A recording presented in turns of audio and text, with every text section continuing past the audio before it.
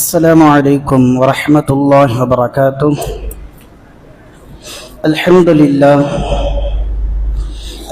لله رب العالمين. الصلاة والسلام على رسوله خاتم النبيين وعلى آله الطيبين وأصحابه الطاهرين والمؤمنين والمسلمين كلهم أجمعين، أما بعد، فقد قال الله تعالى في القرآن الكريم والفرقان المجيد تعظيما وتكريما ومخبرا وآمرا. أعوذ بالله من الشيطان الرجيم، بفضل بسم الله الرحمن الرحيم. إن الله وملائكته يصلون على النبي يا أيها الذين آمنوا صلوا عليه وسلموا تسليما. اللهم صل على سيدنا محمد النبي الأمي وعلى أبويه وآله وصحبه وسلم صلاة وسلاما دائما عليك يا سيدي يا حبيبي يا رسول الله صلى الله عليه وسلم. وقال تعالى في آية أخرى: ونفس وما سواها فألهمها فجورها وتقواها قد أفلح من زكاها وقد خاب من دساها. وقال نبينا صلى الله عليه وسلم: إنما الأعمال بالنيات وإنما لامرئ ما نوى. اللهم رب اشرح لي صدري ويسر لي أمري واحلل عقدة من لساني يفقه قولي. يا ربي بالمصطفى بلغ مقاصدنا واسمح لنا ما مضى يا واسع الكرم. புகழனைத்தும் நம்மை எல்லாம் படைத்து பரிபாலிக்கின்ற எல்லாம் வல்ல அல்லாஹ் ஒருவனுக்கே உரித்தாகட்டுமாக. ஸலாத்தும் ஸலாமும் கண்மணி நாயகம் முஹம்மது முஸ்தபா ரசூலுல்லாஹி ஸல்லல்லாஹு அலைஹி வஸல்லம் அன்னவர்கள் மீதும், அன்னவர்களை அப்படியே பின்பற்றிய சத்திய சஹாபாக்கள், தாபிஈன்கள், தபஅ தாபிஈன்கள், நாதாக்கள், நல்லடியார்கள், குறிப்பாக நம் அனைவர் மீதும் குறைவின்றி நிறைவாக என்றென்றும் நிலவட்டுமாக. ஆமீன். கண்ணியத்திற்குரியோர்களே, அல்லாஹ்வுடைய மகத்தான அருளினால் நாம் எல்லாம் ஷவ்வால் மாதத்தினுடைய 2வது ஜும்ஆவில் நல்ல பல செய்திகளை செவியுற்று செவ்வனே அதன் அடிப்படையில் நமது வாழ்வினை அமைத்துக் கொள்ள வேண்டும் என்கிற நன்னோக்கில் நாம் எல்லாம் வருகை புரிந்திருக்கின்றோம், வர இருக்கின்றோம். எல்லாம் வல்ல அல்லாஹ் இதனை முழுமையாக ஏற்று இதன் முழு பயனையும் நம் அனைவருக்கும் தந்தல் புரிவானாக. இதன் வரக்கத்தை கொண்டு நம்முடைய எல்லா விதமான ஹலாலான ஆதத்துகளையும் நாட்டங்களையும் தேட்டங்களையும் நிறைவேற்றல் புரிவானாக. நம்முடைய வியாபாரங்களில் பரக்கத்து செய்வானாக. நம்முடைய வருமானங்களில் அபிவிருத்தி செய்தல் புரிவானாக. நம்முடைய எல்லா விதமான கவலைகளையும் கஷ்டங்களையும் நீக்கி அருள் புரிவானாக என பிரார்த்தித்தவனாக எனது உரையை துவங்குகின்றேன். கண்ணியத்திற்குரியோர்களே, உலக நாடுகள் பல்வேறு விதமான வினோதமான வேடிக்கையான சில விஷயங்களுக்காக சில நாட்களை அனுசரிப்பதையெல்லாம் நாம் அறிந்திருக்கிறோம். அதில் ஒவ்வொரு கருத்துக்களை மையமாக கொண்டு, நோக்கங்களை மையமாக கொண்டு அந்த தினங்கள் அனுசரிக்கப்படும். அப்படி ஏப்ரல் மாதம் 5ஆம் நாள் இன்டர்நேஷனல் டே ஆஃப் கான்சியஸ் என்று சொல்லப்படுகிற சர்வதேச மனசாட்சி தினம் என்கிற ஒரு நாளை உலகம் முழுவதும் அனுசரிக்கிறது. உலக நாடுகள் அனைத்தும் அதனை அனுசரிக்கின்றன. இதனுடைய நோக்கம் என்னவென்றால், ஒவ்வொரு மனிதனும் அவரவர் மனசாட்சிக்கு ஏற்ப நல்லதை செய்ய வேண்டும், தீயதை தவிர்த்து கொள்ள வேண்டும் என்கிற ஒரு முக்கிய பிரதான நோக்கத்தை கொண்டு இந்த தினம் அனுசரிக்கப்படுகிறது. கண்ணியத்திற்குரியோர்களே, உண்மையிலேயே இறைவனால் வழங்கப்பட்ட பல்வேறு நிஅமத்துகளில், அருட்கொடைகளில் நமக்கு இறைவன் வழங்கியிருக்கிற இந்த மனசாட்சி என்பது ஒரு மிகச்சிறந்த ஒரு அருட்கொடை, ஒரு பொக்கிஷம். காரணம் என்ன அப்படின்னா, பொதுவா மனசாட்சினா என்ன அப்படின்னா நமக்கெல்லாம் தெரியும் இல்லைங்களா? மனசாட்சிக்கு படி பேசுப்பா, ஆனா மனசாட்சி படி நடந்துக்கிறதே இல்லை. அவன் மனசாட்சிக்கு துரோகம் செய்யறான். இந்த வார்த்தைகள் எல்லாம் நம்ம கேள்விப்பட்டிருப்போம். மனசாட்சிக்கு அவன் கட்டுப்படுறதே இல்லை. மனசாட்சியோட சொல்லு பார்க்கலாம், மனசாட்சியோட செய்ய பார்க்கலாம். இந்த வார்த்தைகள் எல்லாம் கேள்விப்பட்டிருப்போம். அந்த மனசாட்சினா என்ன என்று பார்க்கிற பொழுது சுருக்கமாக சொல்வதானால், ஒரு செயல்கள் சரியானதுதானா அல்லது நாம் பேசுவது செய்வது தவறானதா என்கிற ஒரு அடையாளப்படுத்துகிற மனதினுடைய குரல், இதற்கு பெயர்தான் மனசாட்சி என்று சொல்லப்படும். மன் கி பாத், நம்ம நினைக்கிற மாதிரி அந்த மன் கி பாத் இல்ல, அது வந்து மன் கி பாத் தான். மன் கி பாத் கிடையாது. மனதினுடைய விஷயம், மனதில் எழும்புகிற அந்த குரல், இது சரியானது தவறானது என்கிற ஒரு அடையாளப்படுத்துகிற, ஒரு நமக்கு பின்னால் இருந்து நம்மை செயல்படுத்துகிற ஒரு நபர் தான் நம்முடைய மனசாட்சி என்று சுருக்கமாக சொல்லிக் கொள்ளலாம். கண்ணியத்திற்குரியவர்களே, பொதுவாக மனசாட்சிக்கு எதிராக பொய் பேசக்கூடாது, மனசாட்சிக்கு எதிராக நம்ம நடக்கக்கூடாது அப்படின்லாம் சொல்லுவாங்க. இது இஸ்லாத்தினுடைய பார்வையில் எப்படி என்று பார்க்கிற பொழுது, இறைவன் இந்த மனசாட்சியின் மீது சத்தியம் செய்கிறார். பொதுவா ரப்பு எந்த விஷயத்துல சத்தியம் செய்தாலும் அது மிக பிரம்மாண்டமான விஷயமா தான் இருக்கும். உதாரணத்திற்கு வஷம்ஸ், சூரியன் மீது சத்தியமாக, இப்ப சூரியனுடைய படைப்பு பிரம்மாண்டமானது. வல் கமர், சந்திரன் மீது சத்தியமாக, வல்லை இரவின் மீது சத்தியமாக, வன்னஹார் பகலின் மீது சத்தியமாக, இன்னும் குர்ஆனிலும் சரி ஹதீஸ்களிலும் சரி கஅபாவின் மீது சத்தியமாக, ஏன் நாயகம் ஸல்லல்லாஹு அலைஹி வஸல்லம் அன்னவர்களும் சரி, அல்லாஹ் தன்னை பற்றியும் சரி, அல்லாஹ் தன் மீதே சத்தியம் செய்து ரசூல் அல்லாஹ்வின் மீது சத்தியம் செய்கிற எந்த ஒரு விஷயமும், சத்தியம் செய்யப்படுகிற விஷயம் அது பிரம்மாண்டமானதாக இருக்கும். அப்படி இறைவன் சத்தியம் செய்த ஒரு பொருள், ஆன்மாவின் மீது, மனசாட்சியின் மீது சத்தியமாக, அதனை சரி செய்யக்கூடியதின் மீது சத்தியமாக,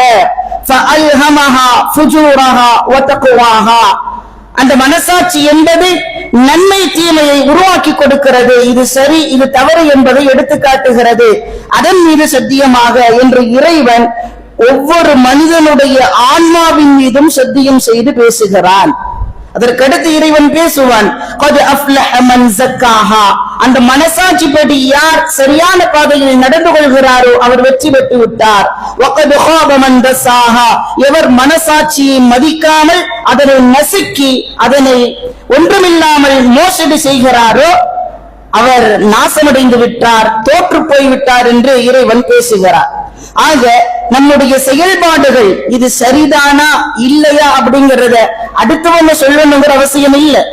அடுத்தவங்கள்ட்ட நம்ம போய் கேட்டது சரியா தப்பா அப்படிங்கிறதுக்கு முன்னாடி நம்முடைய மனசாட்சி நமக்கே சொல்லிடும், இது சரி, இது செய்யலாம், இல்ல வேண்டாம், இது சரியில்லை, இது செய்ய வேண்டாம் அப்படிங்கறத நமக்கு சொல்லும். புரிவதற்காக சொல்கிறேன். உதாரணமாக, இதுவரைக்கும் ஒரு மனிதன் திருடியதே இல்லை என்று வைப்போம்.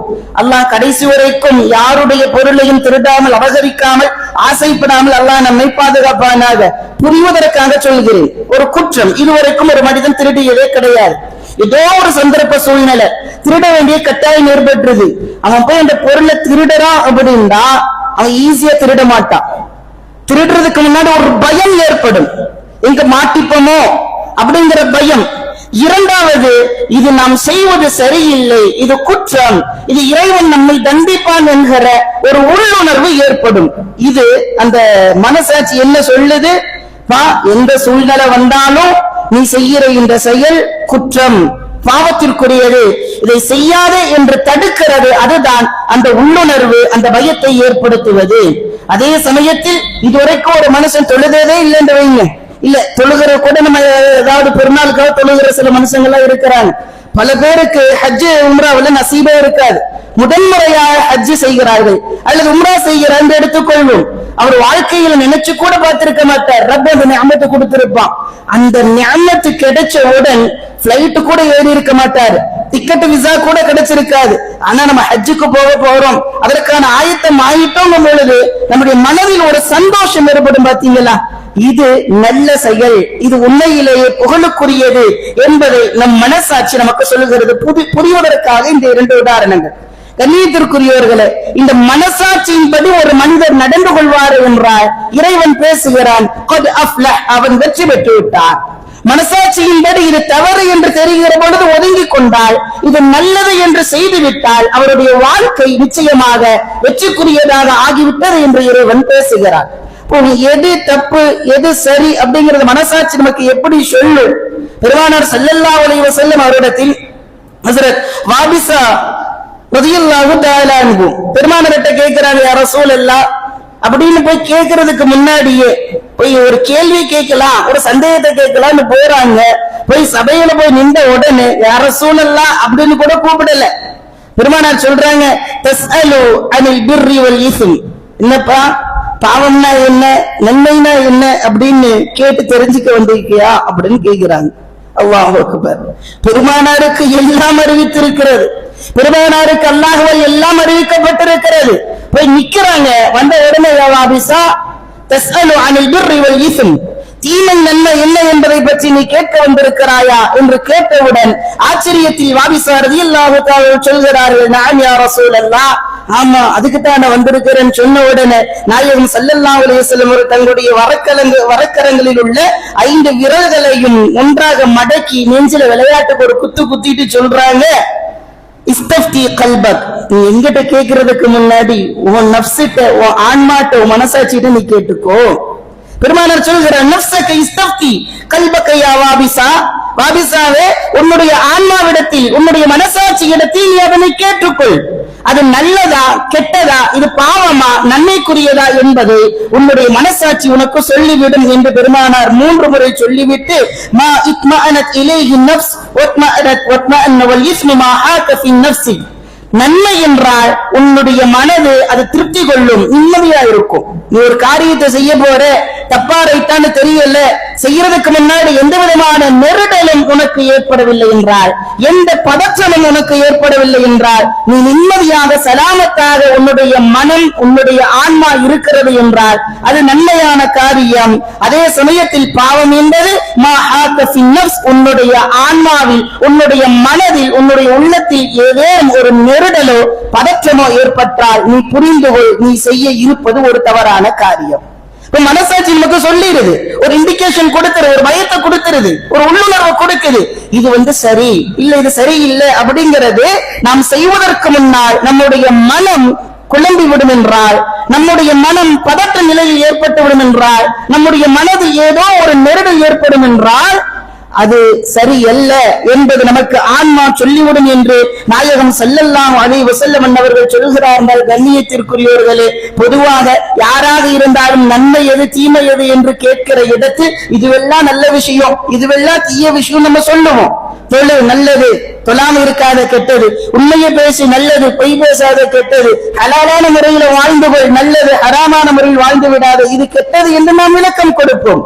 இந்த விளக்கத்தை கொடுக்க வேண்டிய இடத்தில் இருக்கிற நாயகம் ஸல்லல்லாஹு அலைஹி வஸல்லம் அவர்கள் என்ன சொல்கிறார்கள்? கேட்கிற சமயத்தில் நான் சொல்லிவிடுவேன், நான் இல்லாத பொழுது நல்லதா கெட்டதா என்று நீங்கள் எப்படி அறிந்து கொள்ள முடியும்? எனவே நாயகம் சுருக்கமாக சொல்கிறார்கள், நீ செய்யக்கூடிய காரியத்தில் உன்னுடைய மனம் எந்த விதமான பதட்டமும் நெருடலும் ஏற்படவில்லை என்றால் அது நல்ல காரியம், தைரியமாக செய்துவிடு. உன்னுடைய மனம் பதற்றத்தில் இருக்கிறது என்றால், நெருடல் ஏற்படுகிறது என்றால் செய்யலாமா வேண்டாமா, சென்றால் எப்படி இருக்கும், என்ன ஏதோ ஒரு குழப்பத்தை உனக்கு கொடுக்குதா, முடிஞ்ச வரைக்கும் தவிர்ந்து கொள் என்று நாயகம் ஸல்லல்லாஹு அலைஹி வஸல்லம் அவர்கள் சொல்கிறார்கள். கண்ணியத்திற்குரியவர்களே, பெருமானார் ஸல்லல்லாஹு அலைஹி வஸல்லம் அவரிடத்தில் ஹஜ்ரத் அபீ உமாமா ரலியல்லாஹு தஆலா அவர்கள் அறிவிக்கிறார்கள், ஒரு மனிதர் கேட்கிறார் நாயகத்திடத்தில், அல்லாஹ்வின் தூதரே உண்மையான முஃமின் யார் என்று கேட்ட பொழுது பெருமானார் ஸல்லல்லாஹு அலைஹி வஸல்லம் சொல்கிறார்கள், இதா சர்ரத்துக ஹஸனத்துக் வ ஸாஅத்துக ஸய்யிஅத்துக் ஃபஅன்த முஃமின்.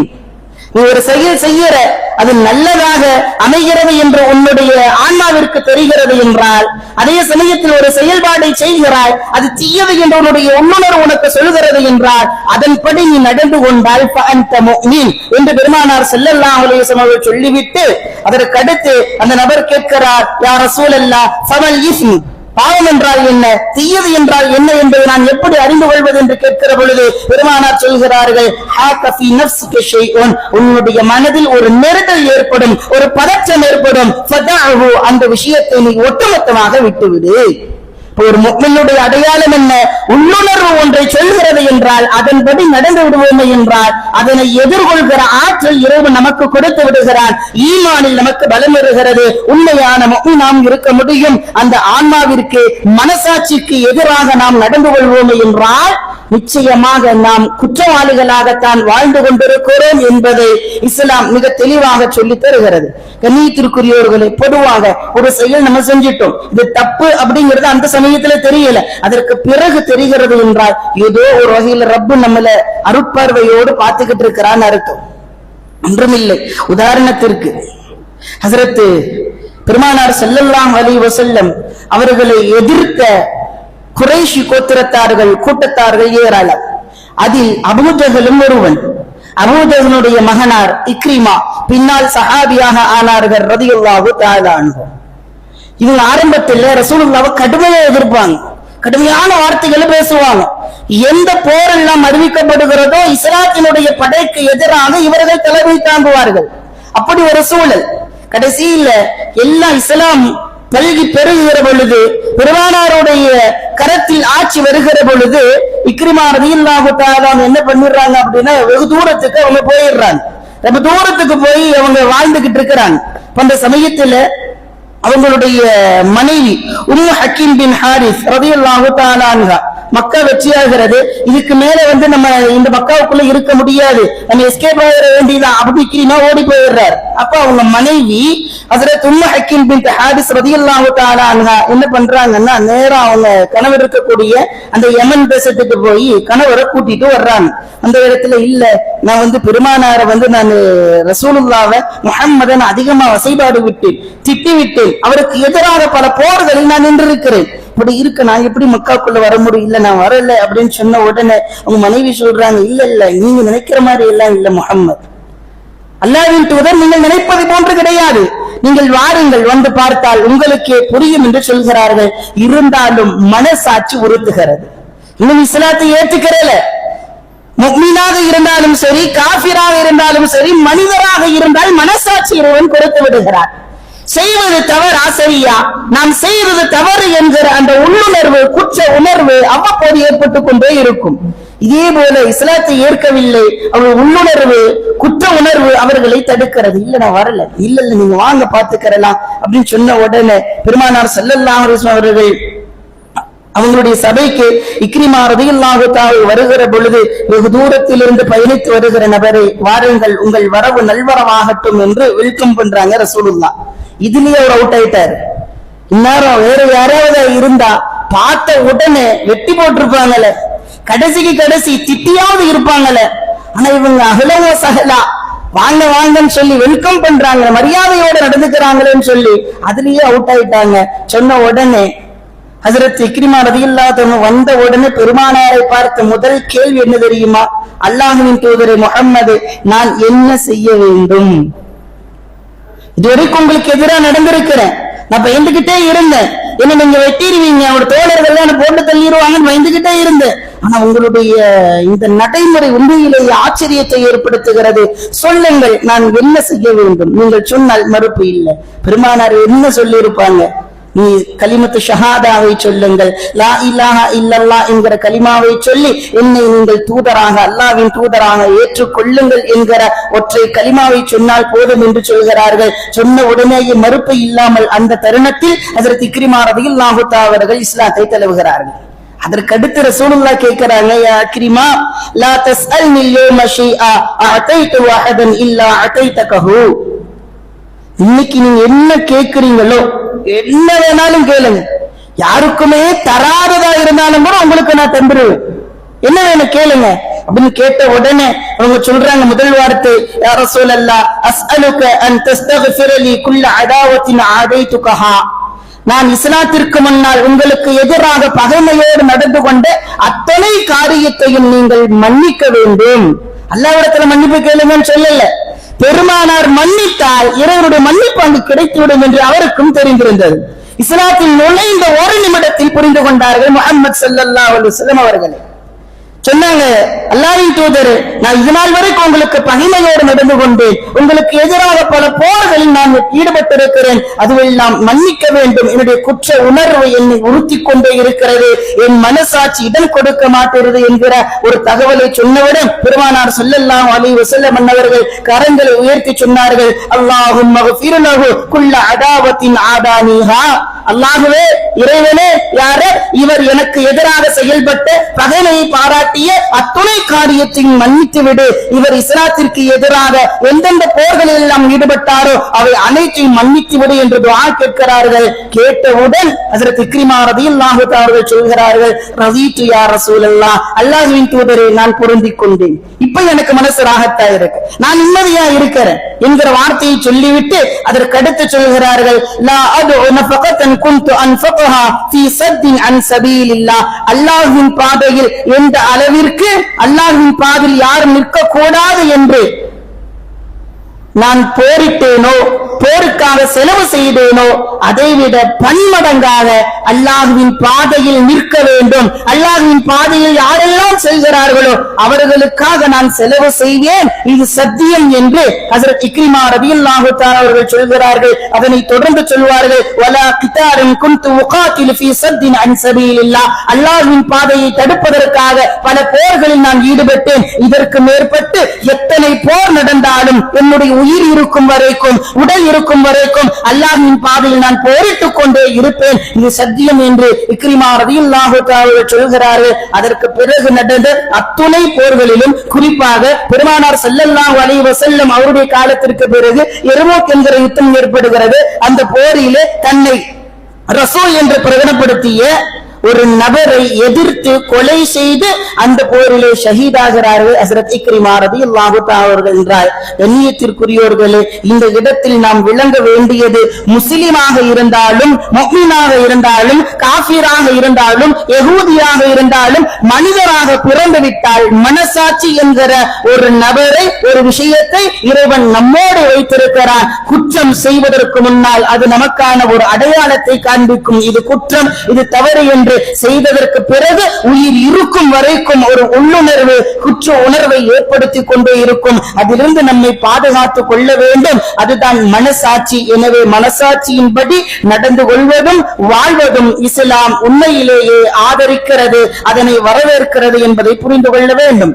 நிறைவாக ஒரே ஒரு வரலாறு, ஹஜ்ரத் ஸஅலபா பின் அப்துர் ரஹ்மான் ரலியல்லாஹு தஆலா இவங்கள பெருமானார் ஸல்லல்லாஹு அலைஹி வஸல்லம் அவங்க ஏதோ ஒரு தேவைக்காக போயிட்டு வந்துருங்க அப்படின்னு சொல்றாங்க.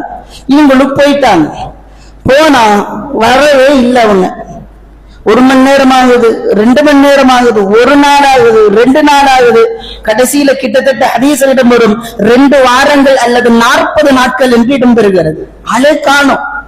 ஊர்லயும் இல்ல, வீட்லயும் இல்ல, எங்க இருக்கிறாங்க அட்ரஸே இல்ல. ரசூலுல்லாஹ் பொறுத்து பார்த்து சஹாபாக்கிட்ட கேட்டாங்க, என்னப்பா ஸஅலபாவன ஒரு வேலைக்காக அனுப்பி வச்சேன், போனவர் ஒரே போக்க போயிட்டாரு, எங்க போனாருன்னு தெரியல, வீட்டுல இருக்கிறாரா என்ன ஏதுன்னு பாருங்க. பார்த்தா வீட்லயும் இல்ல, ஊர்லயும் இல்ல. கடைசியில என்னென்று ரசூலுல்லாஹ்வுக்கு ஒரு பதட்டம், நாம் அனுப்பி வைத்த நபர் எங்கே சென்றிருப்பார், என்ன ஆனது? ஹஜ்ரத் ஜிப்ரீல் அலைஹிஸ்ஸலாம் அவர்கள் வருகிறார்கள். அல்லாஹ்வின் தூதரே, யா முஹம்மத், இன்ன ரப்பக யுக்ரிஉ அலைக ஸலாம், உங்களுடைய இறைவன் உங்களுக்கு சலாம் சொல்கிறான் என்கிற வார்த்தையை சொல்லிவிட்டு, இன்னல் ஹாரிப மின் உம்மத்திக பைன ஹாதிஹில் ஜிபால் யதஅவ்வது பி மின் நாரி, அல்லாஹ் சொல்கிறான், உங்களிடத்தில் அல்லாஹ் சொன்னான், நீங்கள் யாரை காணாம் என்று தேடிக்கொண்டிருக்கிறீர்களோ, யார் உங்களிடமிருந்து இறைந்து சென்று விட்டாரோ, காணாமல் போய்விட்டாரோ, அவர் மக்காவிற்கும் மதீனாவிற்கும் நடுவில் உள்ள ஒரு மலையிலே தன்னுடைய நரகிலிருந்து பாதுகாப்பை கேட்டுக் கொண்டிருக்கிறார். அல்லாஹ்வின் பயத்தோடு அவர் மன்றாடி கொண்டிருக்கிறார் என்கிற அந்த இடத்தை அடையாளம் காட்டுகிறார்கள் ஹஜ்ரத் ஜிப்ரீல் அலைஹிஸ்ஸலாம். உடனே ஹஜ்ரத் உமர் ரலியல்லாஹு தஆலா அன்ஹு அவங்களையும் சல்மான் ரலியல்லாஹு தஆலா அவங்களையும் கூப்பிட்டு, 2 பேரும் போய் பாருங்க, ஜிப்ரீல் வந்தாங்க, 40 நாள் அங்கதான் இருக்கிறாரா, ஊனுணவு இல்லாம அல்லாஹ்ட்ட மன்னிப்பு கேட்டுட்டே இருக்கிறார், என்ன நடந்துச்சுன்னு தெரியல, போய் அவங்களை கூட்டிட்டு வாங்க அப்படின்னு சொல்றாங்க. போன இடத்துல போய் தேடி பாக்குறாங்க, ஆள் தெரியல. அப்ப அந்த இடத்துல ஆடு மேய்ச்சிக்கிட்டு ஒரு நபர் இருக்கிறார். அவங்கள்ட்ட கேட்கிறாங்க, இந்த அடையாளத்துல ஒரு நபரை நீங்க ஏதாவது பாத்தீங்களா, ஏதோ ஒரு மலை குன்றில இருந்து அல்லாஹ் இடத்துல பாவ மன்னிப்பு கேட்டுட்டே இருக்காராமே நீங்க யாரையாவது பாத்தீங்களா, எங்க சப்தம் வந்துச்சான்னு கேட்ட உடனே அந்த ஆட்டிடையர் சொல்கிறார், ஆம், மலை உச்சியிலே ஒரு நபர் இருந்தார். அந்த நபர் அல்லாஹ்விடத்திலே மன்னிப்பு கேட்டுக் கொண்டே இருந்தார். தான் செய்த பாவம் மிகப்பெரியது, இறைவா நீ மன்னிக்க வேண்டும், என்னை நரகத்தில் போட்டு விடாது, அதற்கு தகுதியுள்ளவன் நான் கிடையாது, அதற்கு திராணி உள்ளவனும் நான் இல்லை என்று அழுது புலம்பிக் கொண்டே இருக்கிறார். தினமும் நான் அதை பார்க்கிறேன் என்று சொல்கிறார்கள். சரி, எந்த இடத்துல போய் இருக்கிறாங்க, அடையாளத்தை காட்டு, இந்த இடத்துக்கு போங்க, அங்க இருப்பாங்க. போன உடனே ஹஜ்ரத் உமர் ரலியல்லாஹு தஆலா அவங்க ஹஜ்ரத் ஸஅலபா ரலியல்லாஹு யா ஸஅலபா அப்படின்னு கூப்பிடுறாங்க. திரும்பி பார்த்த உடனே மறுபடியும் கத்தி அழ ஆரம்பிச்சிடுறாங்க. உமரே ஏன் வந்திருக்கிறீங்க கேக்குறாங்க. அல் அலிம ரசூலுல்லாஹி ஸல்லல்லாஹு அலைஹி வஸல்லம் பிலம்பி, உமரே நீங்க வந்திருக்கீங்க அப்படின்னா ரசூலுல்லாஹ்வுக்கு நான் செஞ்ச பாவம் என்னங்கிறது தெரிஞ்சுட்டாங்களா, அல்லாஹ் காட்டி கொடுத்து விட்டானா, நான் என்ன குற்றம் செய்தேன் பாவம் செய்தேன் என்பதை பெருமானார் அறிந்து விட்டார்களா, அவர்கள் முகத்தில் நான் எப்படி முழிப்பேன் என்று ஸஅலபா ரலியல்லாஹு தஆலா மீண்டும் அழ ஆரம்பிக்கிறார்கள். உடனே சொன்னாங்க, லா இல்மலி, எனக்கு அதை பத்தி தெரியல, இல்ல அன்னஹு ذكرك بالامس, இருந்தாலும் நேத்து உங்களை பத்தி ரசூலுல்லாஹ் பேசிக்கிட்டு இருந்தாங்க. ஃபபகா ரசூலுல்லாஹி ஸல்லல்லாஹு அலைஹி வஸல்லம், பேச பேச உங்களை நினைச்சானா ஆரம்பிச்சுட்டாங்க. அதுக்கடுத்து உடனே சொன்னாங்க, நீங்க போய் உங்களை கூட்டிட்டு வாங்கன்றாங்க. என்ன நடந்துச்சுன்னு தெரியல, நீங்க என்ன செஞ்சீங்கன்னு தெரியல, பாவம் செஞ்சீங்களா அது ரசூலுல்லாஹ்வுக்கு தெரிஞ்சுட்டாங்கிறதுல தெரியல, நேத்து என்ன கூப்பிட்டாங்க, உங்களை இந்த இடத்துல இருக்கிறீங்கன்னு சொன்னாங்க, சொல்ல சொல்ல அழ ஆரம்பிச்சுட்டாங்க, என்ன நடந்துச்சுன்னு தெரியலன்னு சொன்ன உடனே இவங்களுக்கு கொஞ்சம் மனசு நிம்மதியாகுது. ரசூலுல்லாஹ்வுக்கு தெரிந்து விட்டது, இருந்தாலும் யாரிடத்திலும் சொல்லவில்லை என்று. அதற்கடுத்து உமர் ரலியல்லாஹு தஆலா அவர்களிடத்தில் கோரிக்கை வைக்கிறார்கள், யா உமர் லா ததுகுல்னி அலைஹி இல்லா வஹுவ யுஸல்லி, பெருமானார் இடத்தில் என்னை நேரடியாக அழைத்து சென்று விடாது, பெருமானார் தொழுது கொண்டிருக்கும் பொழுது, குறிப்பாக பிலால் யகூலு கத் காமத்தி ஸலா, பிலால் ரலியல்லாஹு அன்ஹு கத் காமத்தி ஸலா என்கிற வார்த்தையை சொன்னதற்கு பிறகு என்னை மஸ்ஜிதிற்குள் அழைத்து செல், அதுவரைக்கும் என்னை பெருமானார் முகத்தில் என்னை காட்டி விடாதே என்கிற கோரிக்கை வைக்கிறார்கள். ஹஜ்ரத் உமர் ரலியல்லாஹு தஆலா சொல்கிறார், நீங்க சொன்ன மாதிரியே செய்யற, ஃபர்ஸ்ட் வாங்க, ரசூலுல்லாஹ் வர சொல்லிட்டாங்க, நீங்க வாங்க அப்படின்னு சொல்லி போறாங்க.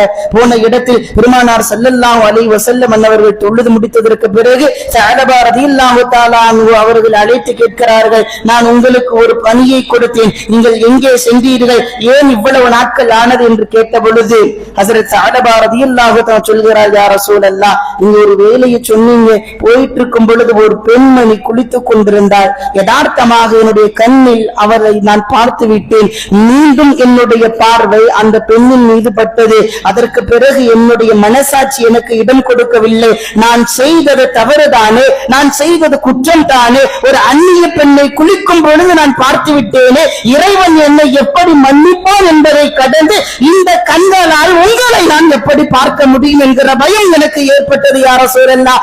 எனவே இதற்கு மேற்பட்டு இந்த ஊருக்குள்ள நான் வரவே கூடாது, நான் போய் மலையில உட்கார்ந்துட்டு நீங்க கூப்பிட்டதுனால வந்து அல்லாஹ் என்னை மன்னிப்பானா, அல்லாஹ் என்னை மன்னிப்பானா, நீங்கள் என்னை மன்னித்து விட்டீர்களா என்று அவர்கள் செய்த குற்றத்தை மனசாட்சி ஒப்புக்கொள்ளாத காரணத்தினால் பெருமானாரிடத்தில் அத்துணை சஹாபாக்களுக்கும் மத்தியிலும் தான் செய்த தவறை ஒப்புக்கொண்டு மனசாட்சியின்படி நடந்து கொள்கிறார்கள். நாயகம் ஸல்லல்லாஹு அலைஹி வஸல்லம் அவர்கள் சொல்கிறார்கள், இந்த இடத்தில் தற்பொழுது ஜிப்ரீல் வந்திருக்கிறார், அல்லாஹ்வின் புறத்திலிருந்து ஒரு வஹியை கொண்டு வந்திருக்கிறார். என்ன சொல்கிறார் தெரியுமா? அல்லாஹ் சொல்கிறானாம், லவ் அன்ன அப்தி ஹாதா லகியனி பிகராபில் அர்தி கதீஅத்தன் லகீதஹு பிகராபிஹா மக்ஃபிரத்தன், இந்த மனிதர் உலகம் முழுவதும் பாவத்தை நிரப்பி கொண்டு வந்தாலும் இவர் கேட்ட ஒரு தௌபா, இவர் கேட்ட ஒரு மன்னிப்பு, என்னுடைய ஒட்டுமொத்த மன்னிப்பையும் அவருக்கு நான் வழங்கிவிட்டேன் என்று நீங்கள் அவருக்கு சொல்லுங்கள் என்று சொல்கிறார்கள். சொன்னவுடன் பெருமானார் ஸல்லல்லாஹு அலைஹி வஸல்லம் அவர்களுக்கு முன்னால் இந்த வார்த்தையை சொன்னவுடன் ஹஜ்ரத் ஸஅலபா ரலியல்லாஹு தஆலா அவர்கள் வீரென்று கத்திக்கொண்டு அந்த இடத்திலேயே மயங்குகிறார்கள். மயங்கி விட்டார் என்று பார்க்கிற பொழுது ரூஹும் பிரிந்திருக்கிறது. இன்னா லில்லாஹி வ இன்னா இலைஹி ராஜிஊன். செய்த தவறை புரிந்து கொண்டார்கள். அல்லாஹ் என்னை மன்னிப்பதற்கு தயாராக இருக்கிறான், ரசூல் என்னை மன்னிப்பதற்கு தயாராக இருக்கிறான் என்கிற அந்த உணர்வோடு அவர்கள் அந்த இடத்திலேயே மரணித்து விட்டார்கள் என்றால், அதற்கு பிறகு பெருமானார் சொல்கிறார்கள், இவர்களை நீங்கள் குளிப்பாட்டுங்கள், கஃனிடுங்கள், நீங்கள் கபரஸ்தானிற்கு இவரை எடுத்து வாருங்கள் என்று சொல்கிறார்கள். ஜனாசா தொழுகை நடைபெறுகிறது, கபரஸ்தானிற்கு செல்கிறார்கள். நாயகம் ஸல்லல்லாஹு அலைஹி வஸல்லம் அவர்கள் கிதாபில் அப்படியே பதிவு செய்யப்படுகிறது.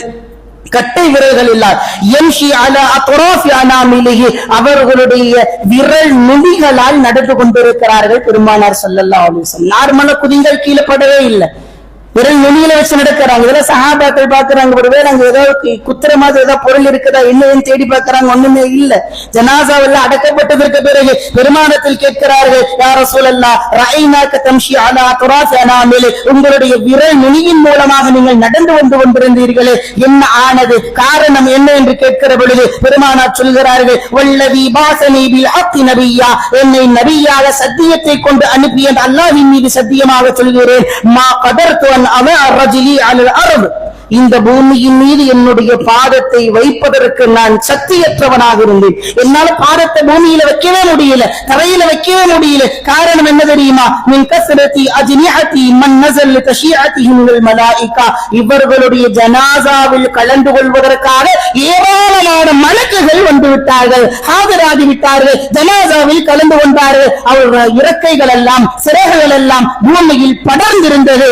மலக்கனுடைய இறக்கையில் சிறகில் நான் எப்படி பாதம் வைப்பேன்? எனவே நான் அவர்களுடைய இறக்கை இல்லாத இடத்தில் பார்த்து பார்த்து நான் நடந்தேன் என்று சொல்கிறார் என்றால், கண்ணியத்திற்குரியோர்களே, மனசாட்சியின்படி நடந்து கொண்டால் மலக்குகளினுடைய வாழ்த்துக்கள், மலக்குகளுடைய சந்திப்பு நமக்கு கிடைக்கும் என்பதை இந்த நிகழ்வின் மூலம் நாம் புரிந்து கொள்ள முடிகிறது. எனவே மனசாட்சியின்படி நடந்து கொள் என்கிற வார்த்தை மட்டுமல்ல, நடந்தே ஆக வேண்டும் என்கிற உறுதியோடு நம்முடைய வாழ்க்கை அமையும் என்றால் இன்ஷா அல்லாஹ் இன்ஷா அல்லாஹ் இன்ஷா அல்லாஹ் அல்லாஹ்வுடைய பொருத்தமும் ரசூலுடைய பொருத்தமும் மலக்குமானுடைய வாழ்த்துக்களும் நமக்கு நிறைவாக சதா வாழ்க்கை முழுவதும் இருக்கும். எல்லாம் வல்ல அல்லாஹ் மனசாட்சியின்படி நடந்து கொள்வதற்கு, குற்றத்தில் இருந்து நம்மை பாதுகாத்துக் கொள்வதற்கு, நன்மையின் பக்கம் நம்மை அழைத்து செல்வதற்கு மனசாட்சி ஒரு காரணமாக வல்லோன் அல்லாஹ் நம் ஆக்கி அருள்புரிவானாக. வாழுகிற பொழுதெல்லாம் இறைவனுக்கும் இறை தூதருக்கும் ஒப்பான காரியங்கள் மட்டுமே செய்கிற நற்பாக்கியத்தை நம் அனைவருக்கும் தன்று புரிவானாக.